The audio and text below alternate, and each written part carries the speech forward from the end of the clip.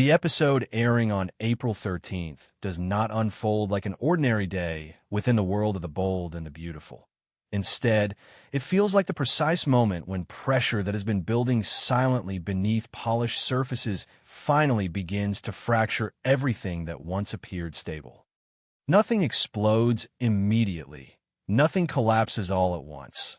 Yet there is an unmistakable shift in the air, a tightening of emotional tension that suggests every word, every glance, and every decision is about to carry consequences far beyond what any of the characters are prepared to face.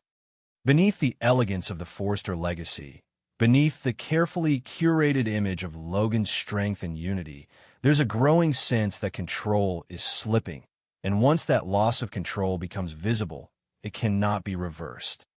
At the center of this slow-burning unraveling stands the unexpected confrontation between Will and RJ, a conflict that initially appears impulsive, but is in truth the culmination of unspoken grievances, wounded pride, and a deeper emotional rivalry that neither of them has fully understood until now.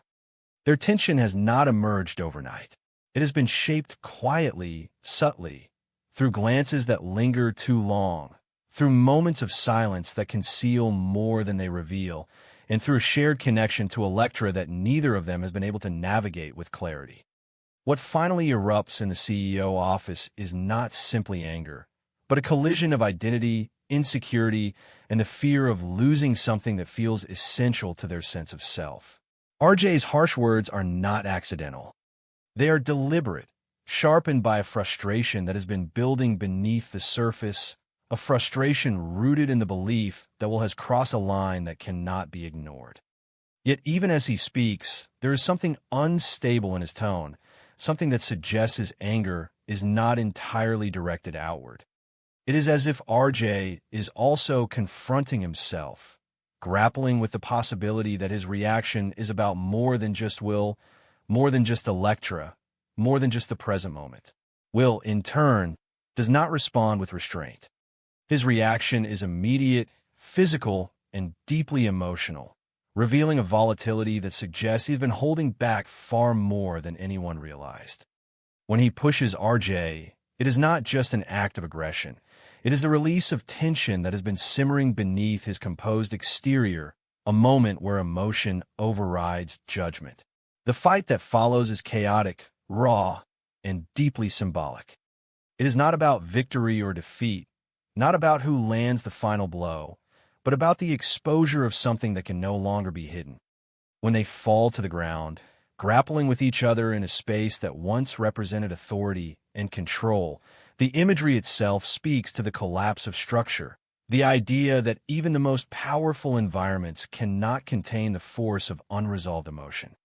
And when the possibility arises that someone like Elektra may intervene, the stakes shift once again.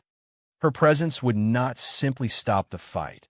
It would force both men to confront the reality of what they have revealed, to see themselves reflected not through their own justifications, but through her perception of them. While this physical confrontation unfolds, a quieter but equally powerful conflict emerges elsewhere, one that carries the weight of history, identity, and control. Brooke's discovery of Katie's decision is not just a moment of surprise. It is a deeply personal affront that challenges her understanding of her place within both the family and the business. When she walks into Katie's office and sees Eric's designs being used in a way she did not anticipate, the reaction that follows is immediate and visceral. Brooke is not simply reacting to a business choice. She is reacting to what that choice represents, to the shifting dynamics of power, to the unsettling realization that influence is no longer centered where she believed it to be. Katie's response, however, refuses to accommodate Brooke's perspective. Her assertion that the world does not revolve around Brooke is more than a defensive statement. It is a declaration of independence, a rejection of a dynamic that has defined their relationship for far too long. Katie is no longer willing to exist in the shadow of her sister's expectations, and her decision to move forward with Eric's designs becomes symbolic of that shift. It is not about defiance for its own sake, but about reclaiming agency, about asserting that her vision and her choices are valid, even when they challenge established norms. The tension between Brooke and Katie is layered with years of shared history, moments of support intertwined with moments of rivalry, and a deep emotional bond that makes their conflict all the more painful. Brooke's anger is not purely about control. It is also about fear, about the possibility that she's losing her place, not just in the business, but in the relationships that have defined her identity. Katie, on the other hand, is driven by a different kind of urgency, a need to prove that she can stand on her own, that her decisions are not secondary to anyone else's expectations. Their confrontation is not simply an argument. It is a turning point, a moment where the balance of power between them begins to shift in a way that cannot easily be undone.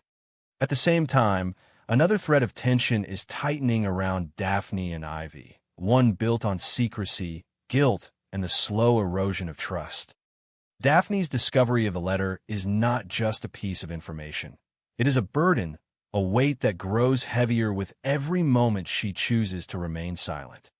Her confrontation with Ivy is driven not only by a sense of justice, but by a growing inability to live with the knowledge that she has become complicit in something fundamentally wrong. Ivy's reaction, however, reveals the depth of her manipulation.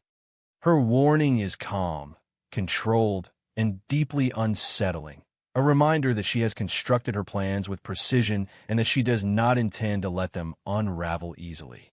For Daphne, the decision to break her silence is not simple. It is fraught with risk, with the awareness that exposing Ivy will not only disrupt the lives of others, but may also place her in a vulnerable position. Yet the alternative, continuing to remain silent, becomes increasingly unbearable. Her internal conflict reflects a broader theme within the narrative, the idea that truth, once known, cannot be ignored without consequence. When she finally decides that the truth must come out, it is not an act of courage in the traditional sense, but a necessity, a moment where the cost of silence outweighs the fear of exposure. Ivy, meanwhile, stands at the center of a carefully constructed web that is beginning to unravel. Her decision to intercept Elektra's letter is not a random act. It is a calculated move designed to manipulate the trajectory of relationships around her, to create outcomes that serve her own interests. Yet, as the pressure builds and Daphne's resolve strengthens, the stability of that web begins to falter. Ivy is no longer in complete control, and the possibility that her actions may be exposed introduces a new layer of tension, one that forces her to consider not just how to maintain her position, but how to navigate a situation that is rapidly slipping beyond her grasp. Elektra's role within this unfolding drama becomes increasingly significant, even before she fully understands the extent of what has been done. She exists at the intersection of multiple conflicts connected to Will, to RJ, and indirectly to Ivy's manipulation. As the truth edges closer to the surface, her perspective will become a decisive force, shaping the outcome of relationships that are already strained to the breaking point. The question is not just how she will react, but how that reaction will redefine the dynamics between everyone involved. What makes this episode particularly compelling is the way these seemingly separate conflicts intersect and amplify one another. The fight between Will and RJ is not isolated from the tension between Brooke and Katie, nor is it separate from the secret that Daphne is struggling to reveal. Each storyline feeds into the others, creating a network of emotional pressure that builds toward a moment of collective reckoning. There's a sense that everything is connected, that every action reverberates beyond its immediate context, influencing outcomes in ways that cannot be easily predicted. As the episode progresses, the question of who wins the fight between Will and RJ becomes almost irrelevant. Victory, in this context, is not measured by physical dominance, but by emotional clarity, by the ability to confront the truth without retreating into denial or aggression. Both men are forced to face aspects of themselves they may have preferred to ignore, and the outcome of their confrontation will depend not on strength, but on their willingness to understand what is truly driving their actions. In the end, April 13th marks not a resolution, but a beginning. It is the moment where hidden tensions become visible, where unspoken truths begin to take shape, and where characters are pushed into positions that demand change. Nothing remains untouched. Relationships shift, alliances are tested, and the carefully maintained balance of power begins to tilt. And as each character moves forward from this point, they do so with the knowledge that the choices they make now will define not only their future, but the very structure of the world they inhabit.